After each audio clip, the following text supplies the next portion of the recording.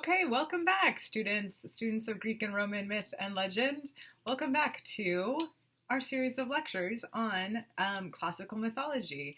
In this lecture, which should be the second lecture of the fifth module, if everything is going according to plan, we will be looking at chapter 18 in classical mythology, and today we're going to be talking about the Mycenaean saga, which ultimately is the saga that leads us to the families of Agamemnon and Menelaus, who may be very familiar to those of us who are familiar with the Iliad and the Odyssey. Agamemnon is a very big character in the Iliad, and Menelaus plays a significant part in the Odyssey. So you may already know kind of the culmination, you know where we're going. But the backstory for these two guys is incredible. It has everything: cannibalism, horse races, incest, weird brotherly hate love. It's a crazy story, and there's a lot of twists and turns, so I think this will be an interesting chapter, an interesting lesson, and it's a little less convoluted than the Theban saga that we did in the last lecture. And at the end, we get to talk about one of the most interesting, compelling, I wanted to say convoluted, but that wasn't the word that I meant. Electra. Anyhow, we're going to talk about Electra, who is, she's a challenge. She's a challenge. Yeah. So let's get to it. Let's do it. So here are our learning objectives. So we are going to understand how the curse on the house of Atreus manifests itself through the generations. This is another story of inherited trauma, inherited pain, inherited suffering, and it is therefore very interesting. And we will track the different motifs that run through these myths. The sibling relationships is a really interesting aspect of this whole thing. Not only the relationship between brothers, so that's very important, but also the relationship between brothers and sisters, the relationship of parents and kids that they kill. So it's fascinating. So we'll see that. We will explore the themes of justice and vengeance in the various versions of the Orestes myth. I didn't write this particular slide. I'm sorry, I stole it from Oxford University Press. But if I had written it, what I should have done is I would have switched the words vengeance and justice, because the direction we're ultimately going to, vengeance is a much older system of justice, right? Vengeance is an eye for an eye. It's very, it doesn't lend itself to an advanced civilization or an advanced kind of, I feel it's problematic to say advanced civilization, but a complicated civilization, something beyond like family groupings. I got lost in what I was saying. Yeah, so vengeance belongs to kind of a more simple society. Justice is something that is kind of necessary. It's a necessary concept for a bigger group of folks. So what I think we see in the Orestes myth is more a move away from vengeance towards justice, and how you convince people that that's the right way to go, especially people who aren't, fans of Plato, fans of philosophy, and believe in that sort of thing. So we're going to explore the themes of that, and then we won't actually, but it's useful. We can compare and contrast the presentation of the same characters, which is to say Orestes, Electra, and occasionally Clytemnestra, in the three plays in the additional reading, which are all kind of Orestes stories. So we'll go over it. We'll talk about it quickly, because these lectures are getting too long. They've been very long. So. All right, well, let's go back to the beginning. Before Agamemnon, before his father, there was actually a guy named Tantalus. So we have talked about Tantalus before. He shows up during the underworld myths, because Tantalus has this very captivating, evocative punishment. Tantalus is a figure in the underworld that we've seen. He stands in a river. He's constantly grabbing for fruit that he can't grasp because he's hungry. He wants to eat something, but he can't reach the fruit that's just out of his grasp. And then he's constantly trying to drink the water because he's thirsty, but he can't get to the water. The water falls out of his hand. This is, of course, the origin of the word tantalizing. Something that's tantalizing is something that like promises you something, but it's always a little bit out of your reach. That's straight from Tantalus, someone who wants something and it's always a little bit out of his reach. The reason this was Tantalus's punishment is part of our story today. So Tantalus is the son of Zeus. How we got there, what that love story was, I don't think exists. We don't really have it. It's definitely not discussed in this book, so we don't have to worry about it. But Tantalus is the son of Zeus, but he abuses the privilege. He abuses his power. And what he does ultimately is he just in it's just like he's a wild child, like trying to see what he can get away with. So you may remember that Tantalus, one day, he invites all the gods to his house. He's like, hey, who knows? Like, I'm doing this right before the Super Bowl. Not right before, I think it's in 2 weeks, but everyone's talking about the Super Bowl. So let's say Tantalus has a Super Bowl party, and he invites all the gods, and he's just like, why he did this is kind of unclear, but he decides, as a snack, Tantalus decides that he's going to kill his own son, Pelops, and serve his son to the gods. So there's our cannibalism situation. He's like, hey, here's a 7-layer dip, here's some chicken wings, and here's some mysterious meat. Now, and it could have been, this is probably the best way of thinking of it, it could have been that Tantalus was just testing the gods to see what would happen if he did something like this. The gods were not duped. They did not eat the mystery meat. Nobody ate it except for poor Demeter, who must have been so hungry. Who knows? But so Demeter ate Pelops' shoulder. So most of Pelops goes unconsumed. The gods realize what's happened. They get very angry. They punish Tantalus. And they bring Pelops back to life, but one thing they cannot do is get Demeter to just barf up that shoulder, right? So it's now part of her. So they have to give Pelops an ivory shoulder. So this is part of Pelops's mythology. And then Tantalus goes to the underworld and so you would think Tantalus would go to the underworld and be such a great lesson, like, hey, don't feed your kids to people, but that motif is going to come up again. So stay tuned for that.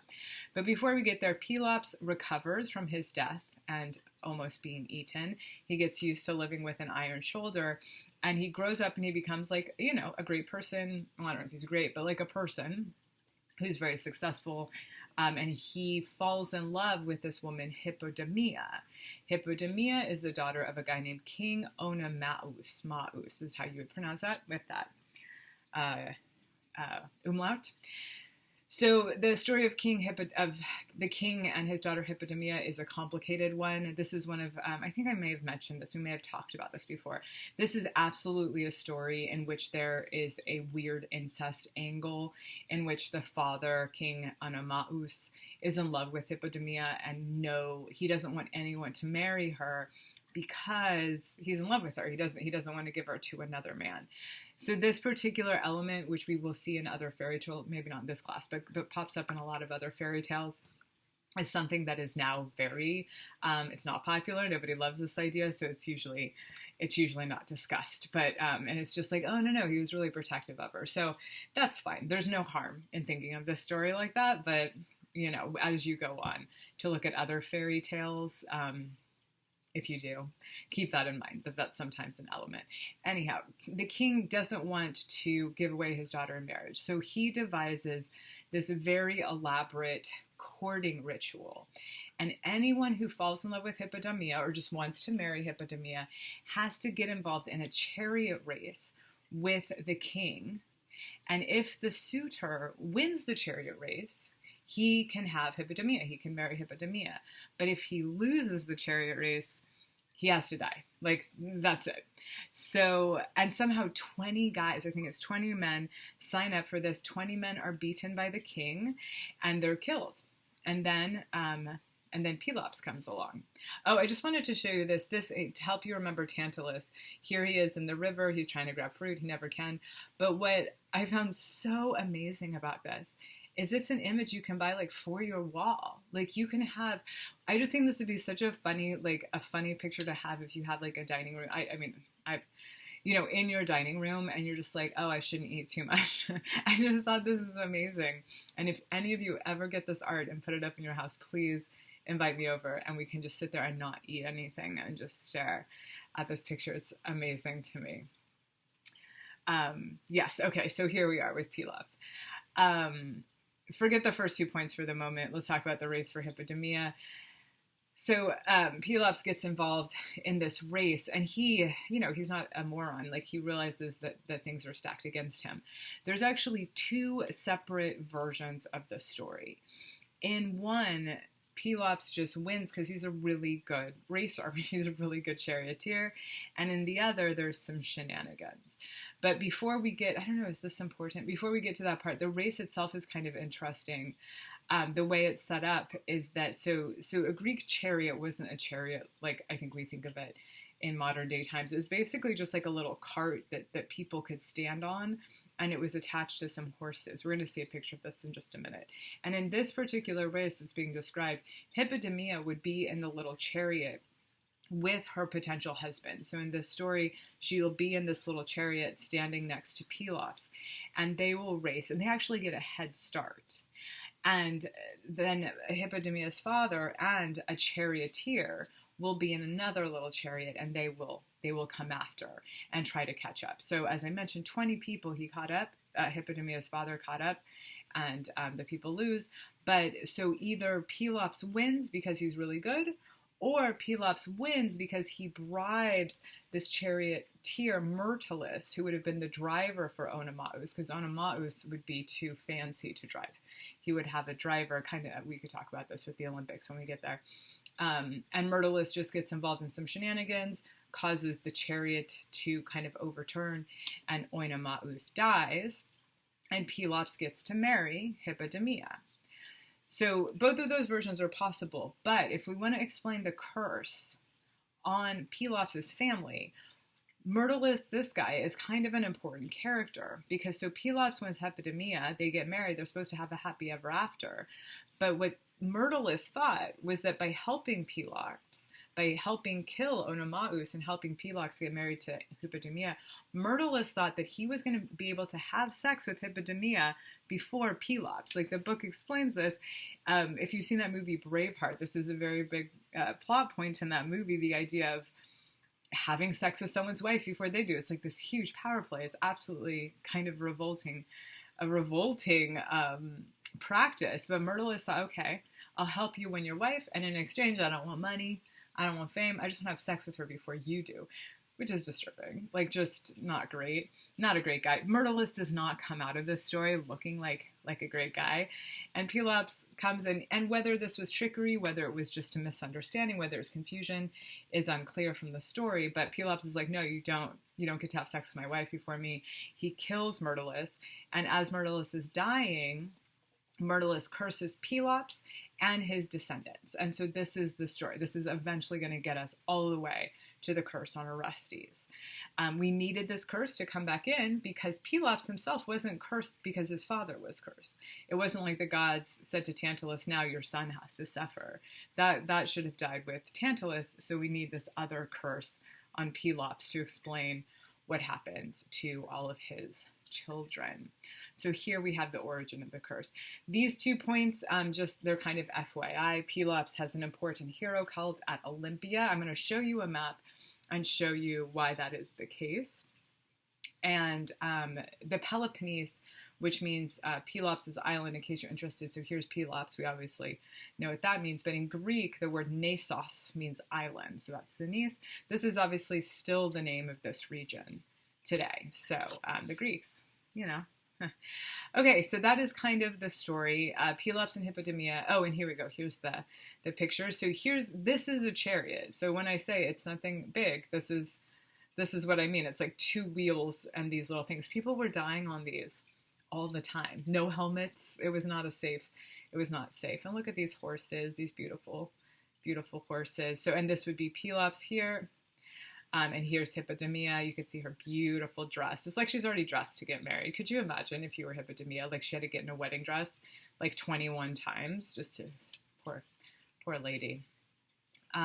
Yes. And so this is kind of you may want to come back to this slide. It's in the book. Actually, let me not turn the page too loudly. Oh yeah, it's on page 433. So you can see this, it might be helpful. So here's where we are. Zeus is the father of Tantalus. Tantalus gives birth to, well, he fathers Pelops. He also fathers Niobe, who we've met before. She's the unfortunate person who was cursed by Artemis and Apollo after she bragged about being a good mother, and they killed all of her kids. Anyhow, that's Pelops' sister. They did not have a close relationship, so we don't have to revisit that trauma. Pelops marries Hippodamia. Here's Hippodamia's father. So as we'll find out next, Pelops and Hippodamia have two boys, Atreus and Thyestes. So this is the direction we're going. Notice that Atreus and Thyestes both marry / have sex with the same woman, Aerope. So this is hijinks coming up.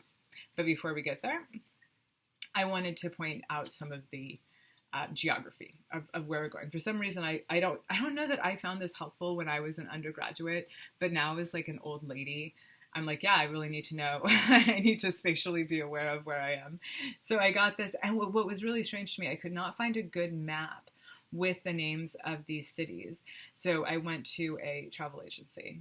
So this is modern. These are modern cities, but they're in exactly the same places as the ancient cities. So it still should be helpful. So here's Athens, always useful. When we were talking about Thebes, that would have been up in Boeotia. So the last lecture was up here. That's where that lived. So here, this whole thing is the island of Pelops. It's obviously not really an island, but that's what it was called. It's just a big mass of land. So Hippodamia and her father, their kingdom was in this general area. They were actually in a city called Pisa, Pisa. You will not be surprised to find that when you try to find a map of ancient Pisa, you are just given the Italian Pisa and then a bunch of pictures of the Leaning Tower of Pisa. So don't try it. It's a fool's errand. But Pisa is less than a mile away from Olympia. In fact, I think it's like a kilometer away. It's so close. So here's Olympia, which itself is a very small place. Olympia is incredibly small. It was small in the ancient world. It is very small now. So it makes sense. In a way, Olympia and Pisa are kind of like suburbs, very small places. So when Pelops came and won Hippodamia, he got to take over kind of this region. He was over here. And so you could see why he would have a cult at Olympia, because he lived right next door, like Poway and Ramona. Olympia would be Ramona. Pisa would be Poway, obviously. And Pergos we don't have to worry about. So then what happens is when he has his two sons, when Pelops has his two sons, the kingdom of Mycenae, which is all the way over here, is promised to one of them. It is not clear which son gets that kingdom. It's just kind of like there's a oracle out there or something that's like one of the sons of Pelops will get Mycenae. So it's in a quite different area, and this is where ultimately Agamemnon is going to be king. So I hope that's helpful. And even if it's not, like if you're planning on traveling this summer, you can see how nice it is. You can just drive all the way over here in 3.5 hours, but it takes 6 hours by bus. But bus is kind of nicer though, like if you do decide to do it, because you get to see all the scenery. It's a beautiful drive. So you should definitely do it. Okay, so Pelops becomes king. He has two boys. And whereas we will see that Agamemnon and Menelaus get along very well, Atreus and Thyestes do not get along well. And this may be because they have this quarrel over the city. They never really had a chance to be true brothers, right? They always had this kind of thing hanging over them, not to mention, the curse. So there was a bunch of, they couldn't just flip a coin to see who got to be the king of Mycenae. This whole complicated thing comes up, and they are told by Pan, trying to find this. It was agreed that the possessor of a golden fleeced ram should become king. So the idea of a golden fleece is not a motif necessarily in the story, but in Greek mythology and legend in general. Eventually we're going to learn about Jason and his whole golden fleece situation.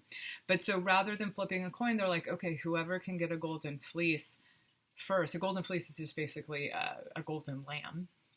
that person gets to become the king of Mycenae.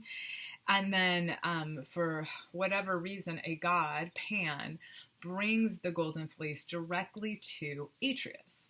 Maybe he did it because of alphabetical order. It is unclear, but he brings it to Atreus, and Atreus is stoked. He's like, great, I get to go be king of Mycenae. Thyestes can go into the priesthood or whatever, who cares?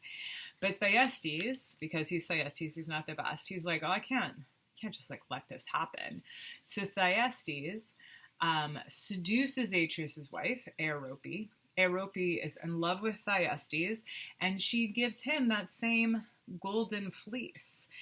And that allows Thyestes to become king of Mycenae. That's Thyestes' adultery and deception. He seduces Atreus' wife, gets the golden fleece, and deceives people and becomes king of Mycenae, and Atreus has to leave. But keep in mind, it was a god who gave Atreus that fleece, and the gods were not stoked about Thyestes' adultery and deception.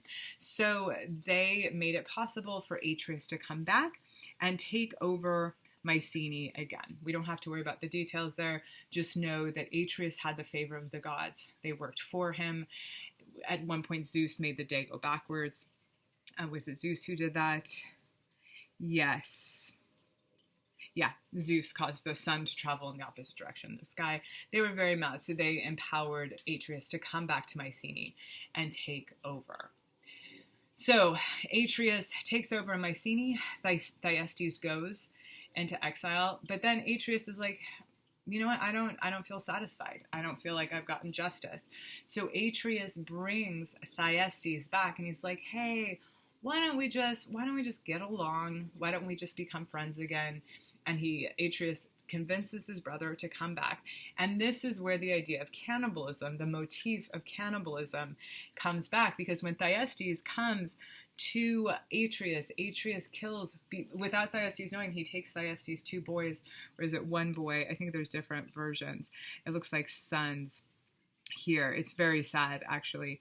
Atreus takes Thyestes' kids, he boils them, he turns them into food, and Thyestes, like Demeter, eats the flesh of the boys. And if you would like to know more about this, Seneca has written a play. It's called The Thyestes. It's amazing. It's very, very good. And it portrays Thyestes eating his children and then realizing what he's done. And so that happened. You would think, right, that Atreus would be punished for this hubris, for this absolute outrage. But he wasn't. The gods were like, yeah, fair, fair play. And so Thyestes just has to go into exile. And really, Thyestes' story is all down here from there. He ultimately is involved. He rapes his own daughter, whose name is Pelopia, and produces a son, Aegisthus, who we're going to see again.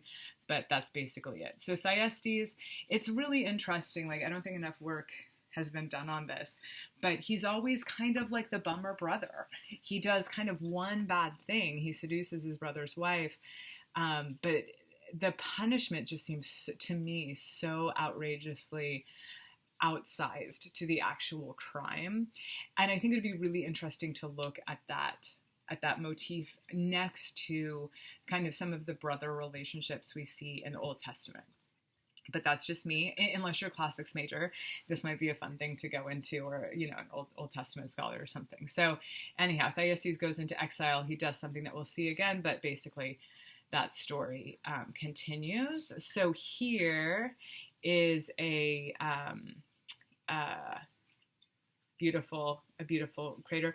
Adrastus we saw in the 7 against Thebes story. So this must just be, Thyestes must have gone to Adrastus after, I'm sure this is here.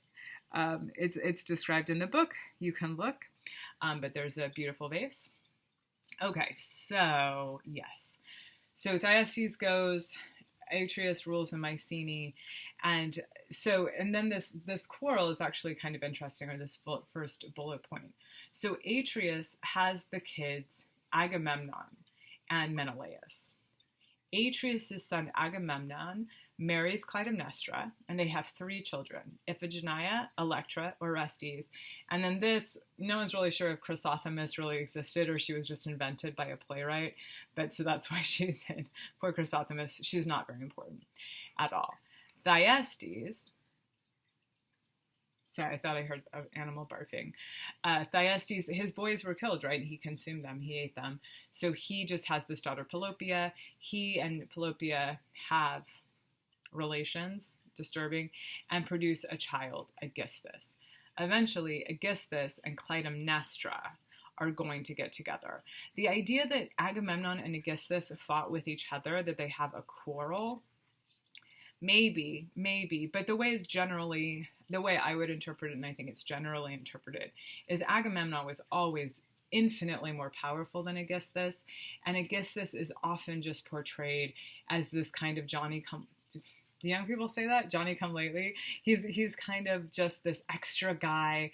He's not even as powerful as Clytemnestra. He's like a tool that she uses against Agamemnon. So that's for you to decide. Don't let me judge you, but don't let me judge it for you. But I don't know if I'd say it's a quarrel between these two so much as, I guess this is a thorn in Agamemnon's side. Not really much more than that. But these guys are great. So we're going to talk about them. First of all, Iphigenia. So we're going to talk about the Trojan epic in the next lecture, so I won't talk about it too much now. But I don't think this is actually even in the Iliad. I think that we hear about it from other sources, including the Odyssey. But so Iphigenia is Agamemnon's oldest daughter. Agamemnon goes to sail to Troy, but they can't get enough wind. It's really important to have wind to sail east to Troy. And Agamemnon finds out that the gods will not give him any wind until he sacrifices Iphigenia, his oldest daughter. And depending on who you're reading, this is an incredibly traumatic, horrible, horrible situation. Not necessarily for Agamemnon, but for literally everybody else. In some versions of the story, they trick Iphigenia to going to where she's going to get sacrificed by saying she's getting married to Achilles. And it's like she's so excited. And that's how they get Clytemnestra to come and bring her, right? So Clytemnestra is also tricked. These two women, they're going, they think Iphigenia is going to marry a Greek hero. And she's walking down the aisle when she's realized she's not walking towards a marriage altar, but a sacrifice altar. It's like an incredible story. It's so powerful and really, really sad. Just in no version of this story is Iphigenia not just the most like heart-rending, pitiable creature you can imagine. So Clytemnestra does not just allow her daughter to be sacrificed. She's not just like, oh, okay, well that makes sense. But so imagine this. So Clytemnestra sees her daughter, her oldest daughter, get sacrificed. And then she has 10 years at home when Agamemnon is gone at Troy. 10 years to plot how she is going to punish her husband for killing her daughter. So part of her plan is to ally with Aegisthus. So this bullet point, again, I do not love. I don't think we should look at Clytemnestra's affair with Aegisthus as her just like having revenge sex or something. These two form a very effective alliance that they will ultimately use against Agamemnon. And then Agamemnon comes home from Troy and he's not like, hey, sorry I killed our kid. He comes home and he's a jerk and he brings a girlfriend. Cassandra is a Trojan princess. She has a whole other story. Hopefully we'll talk about next lecture. We don't have time now. But he brings another girlfriend. It's not her fault. It's not Cassandra's fault. It's Agamemnon's fault. But he just like walks in and he says to Clytemnestra, hey, she's going to be staying with us. She's my new girlfriend. Like, of course.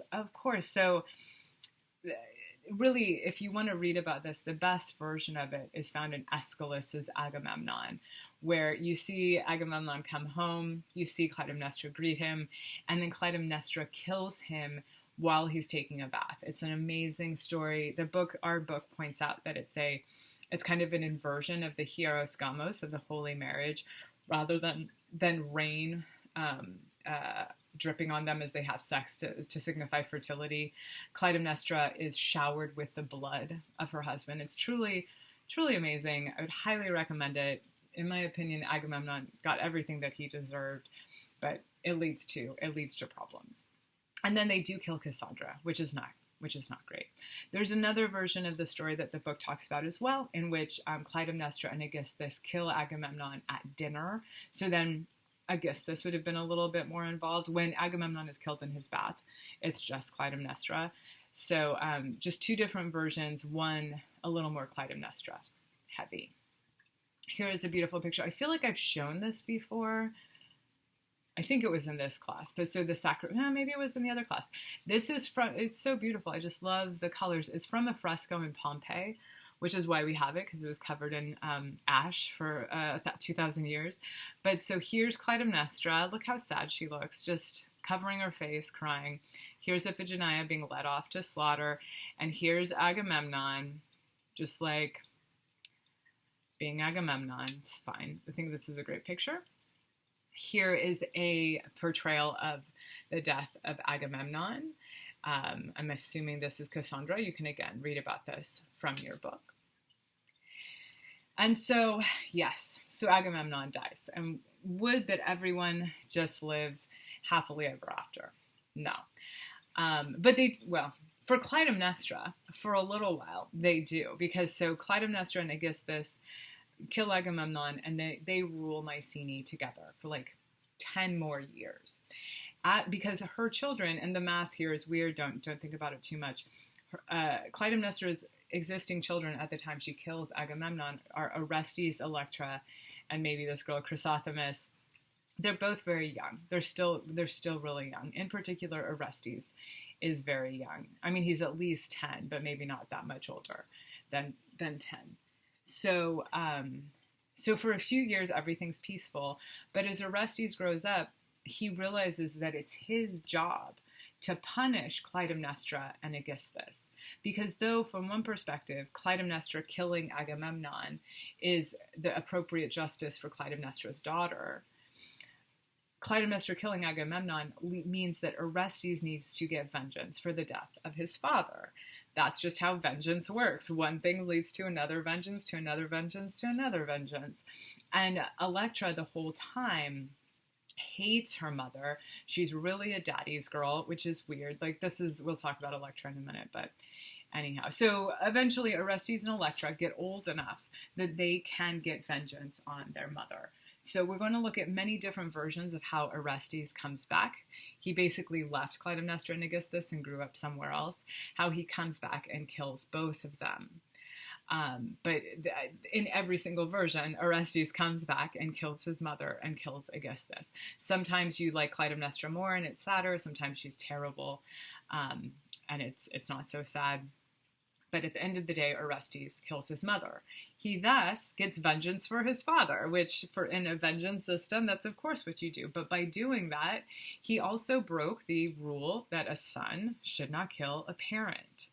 And so that is breaking a rule. And so the Erinyes, also known as the Eumenides, also known as the Furies, thus must pursue Orestes because he has committed a blood crime and it is their job, it is the Furies' job to go after him, and they can't do otherwise. And so Orestes runs from them and he goes to Delphi. When he gets there, he goes to Delphi to talk to Apollo, because Apollo was one of the gods who told him, you have to kill your mother. That is your job. As a son, you have to avenge your father. So Orestes goes to Apollo. He's like, you told me to do this. Now I'm being pursued by the Furies. Apollo says, oh, yeah. So, okay, now you have to go to Athens. So he goes to Athens. Orestes goes to Athens and pleads his case at the Areopagus, which is to say he goes before a council of human men and says, here's the deal. Here's what happens. Here's why some people think I'm guilty. Here's why I think I'm innocent of any crime. And the jury is tasked with voting. Is Orestes guilty and should he die? Or is he innocent and there's extenuating circumstances? The jury, I think the jury is something like 300 people. They were tied. So 150 people said Orestes should be killed by the Furies and 150 people said not. And Athena comes in, and casts the vote for Orestes. So she came in and said, Orestes does not deserve to be punished for killing his mother. And that's great. And then Orestes goes off and lives a very happy life, and everything's great. So that's a very I feel like a fire hose. That's the story of Orestes. At the end of the day, what it tells us is that by the time we get to this part of the story, this is a way of using myth to explain why Athens and other Greek city-states have a justice system. This is the beginning of a justice system taking over for a vengeance system. And it's a really interesting way at looking at the evolution of a justice system rather than a blood feud sort of system. So here is a beautiful Apuleian red figure grader of here's Orestes at Delphi. I just love all these colors. This is a neat little character up here. So after Orestes is found not guilty by the jury, the curse on the house of Atreus comes to an end, and then the Furies they become the kindly ones. This is kind of a funny little thing, because some people, and often this is the case, would argue that Eumenides is just a euphemism. So I know it's hard to talk about Harry Potter these days, but by calling the Furies the Eumenides, it's a way, the same way you would call Voldemort he who shall not be named. It's a different way of saying, it's a way of not saying the actual bad name and replacing it with something not so bad. I think this is a little silly to say, the Furies went and became just nice old ladies. But on the flip side of that, at least according to the story of Aeschylus about the trial in Athens, once the justice system is introduced, there is no need for the Furies anymore, because all family quarrels are going to be delegated or legislated by the state rather than figures like the Furies. So they can really just retire and become kindly old ladies. So you can go either way on that one. And then we see the development as law as the vehicle for justice versus ancient blood guilt and vengeance. And there you go. At the end of the day, the story of the House of Atreus is one of blood guilt. That's the blood guilt of Myrtilus descending through generations. Okay, feels like that was a lot.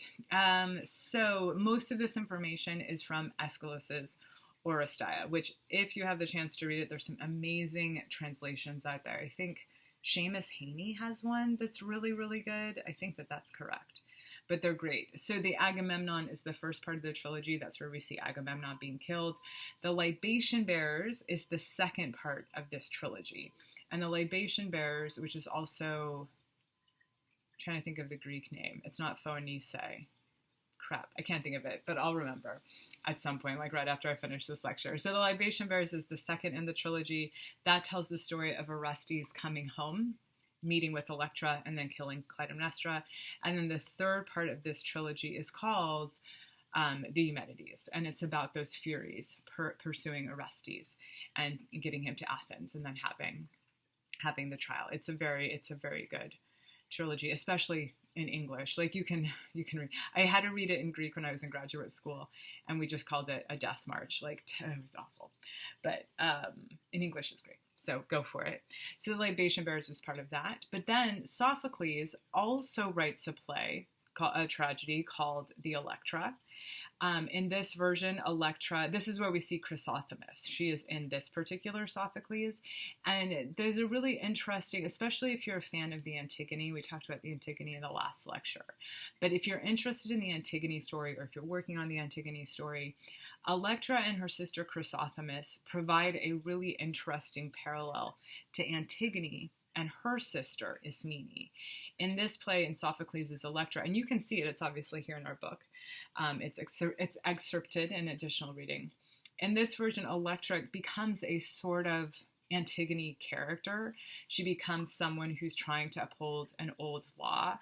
Her hatred of her mother and her love for her father is contrasted really with Antigone's love for one brother over another brother. So it's interesting from that perspective, except for the fact that, I would argue that Electra's hatred of her mother and love for her father is silly. It doesn't have the same power as Antigone's love for her exiled brother. I just don't think it's as relatable. I don't think it's as effective. But so anyhow, in this play, Orestes comes back. Electra helps him. he kills Clytemnestra, and it goes on. And then in Euripides as Electra, this one is really interesting because there's no Chrysothemis, there's no Electra's relationship with her sister. Instead, Electra is somehow married to a poor farmer. Her mother, Clytemnestra, actually comes off as very sympathetic. You hear Clytemnestra being killed. Orestes does not want to kill Clytemnestra. Electra really peer pressures him into it. It's a very interesting take. Like, I would say with Euripides, Electra is much more of kind of a passive-aggressive villain. She's almost like a Karen, and everyone else is just kind of the victim of her, like, righteousness. So really interesting contrast here. And so you can read about them in the book, and that won't be on any sort of quiz or anything, just kind of the basic thing we talked about in this lecture.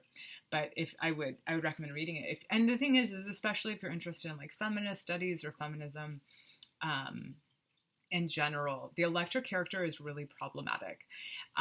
One might argue that she's a tool of the patriarchy, but can she be? I mean, so she's interesting. So it's definitely worth checking out.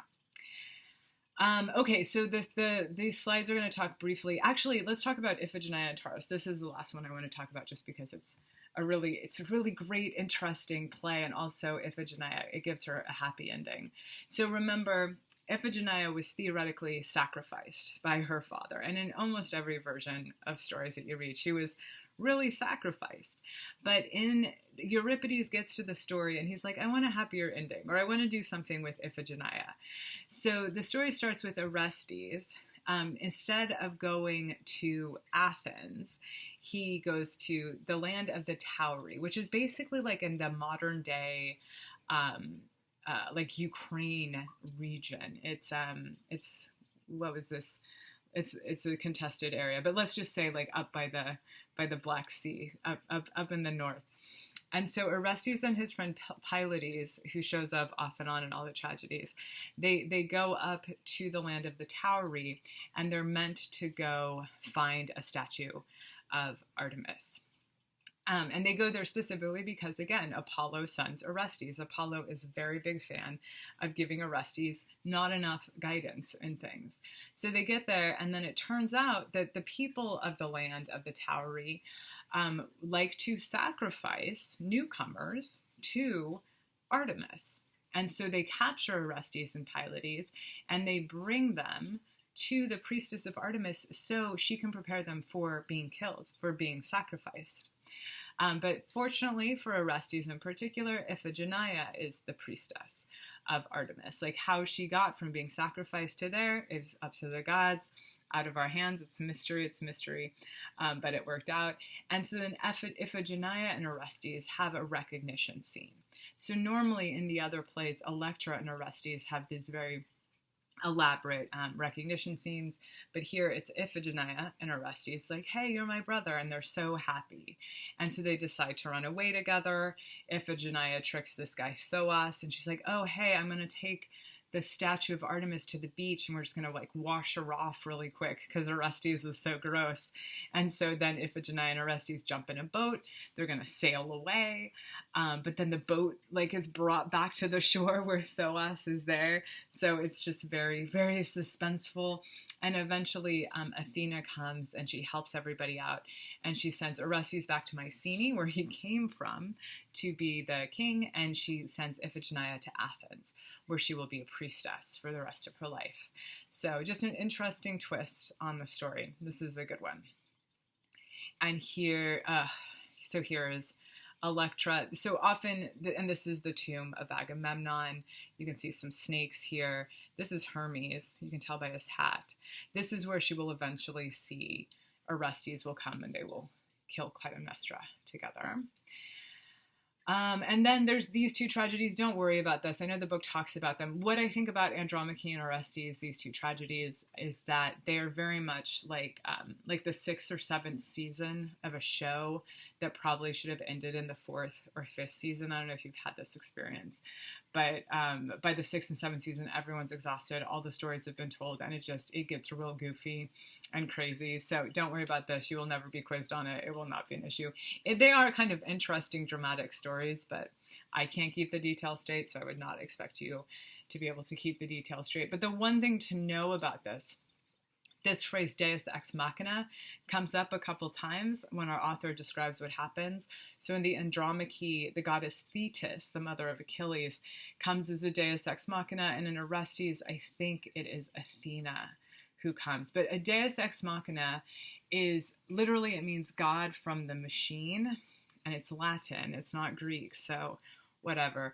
But this actually refers to a specific Athenian stagecraft in which in these tragedies, a machine would like come across the stage with a god in it, and that god could just like grab up the person or jump into the action. So it was actually a literal stage thing. That's what the deus ex machina was. It's come now for us to mean a very metaphorical thing. So a story is progressing very logically, everything seems fine, and then all of a sudden there's a deus ex machina, which for us is kind of like a god coming from nowhere and changing the events. So so here's the additional reading. Again, these are great. I think they're quick and easy reads. We have some good translations. The one I like the most is, well, I like them all. I like them all good. I like them all good. Good thing we're getting to the end of the lecture. I think maybe this is my least favorite, but these two are both great. Oh, coiffery. This is the word I was trying to think of. I'm glad I saw it. Okay, so those are there for you. And here's the death. So this is actually Athena. This is probably Clytemnestra here, and she's killing Aegisthus. But of course, Aegisthus is really killed by Orestes. So this is a symbol. So he's, I don't know, was he a bad guy? Product of incest. Probably didn't have the greatest home life. Got seduced by a strong lady. I don't know. Okay, so here are our learning objectives. We know the origin of the curse on the house of Atreus is that guy Myrtilus, which is an example. That wasn't a great curse. Myrtilus is a jerk, but it didn't matter. The curse still persisted. So it's kind of unfair, actually. But, life is unfair. Bad things happen to good people.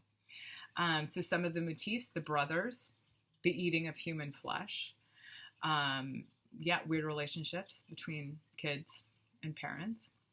But as we'll see in the next chapter, Agamemnon and Menelaus, those two brothers, they got along great. So, I don't know. Justice and vengeance. And so the justice and vengeance thing is in two versions of the Orestes myth. But the one to focus on is the version in which he gets sent to Athens, and there is a trial. And then main differences in the treatment of the three Electras. That's for you to decide if you want. Yeah. All right. Well, thank you for coming with me on this journey. As always, if you have any questions, please do let me know. I would be happy to chat with you about any of those things. And otherwise, I hope that you have a great day, and I'll talk to you or see you sometime, I hope. Okay. Thank you.